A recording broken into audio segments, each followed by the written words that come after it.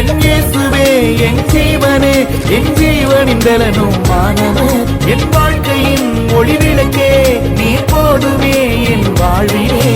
வாழ்வே நீதானையா, வாழ்வே நீதானையா.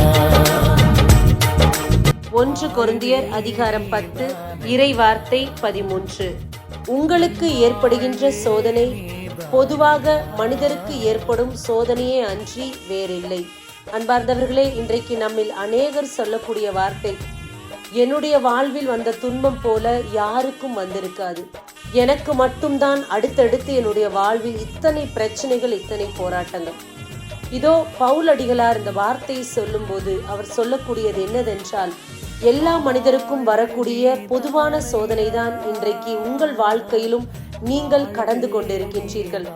ஆகையால் இதை மிகைப்படுத்தி பார்க்காதபடி விசுவாசத்தோடு அதை கடந்து விடுங்கள். நிச்சயமாக அதை நீங்கள் ஜெயித்து விடுவீர்கள்.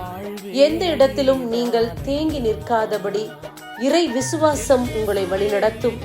இறைவனை மட்டும் நம்பி தைரியத்துடன் பயணிப்போம். ஆமென். God bless you.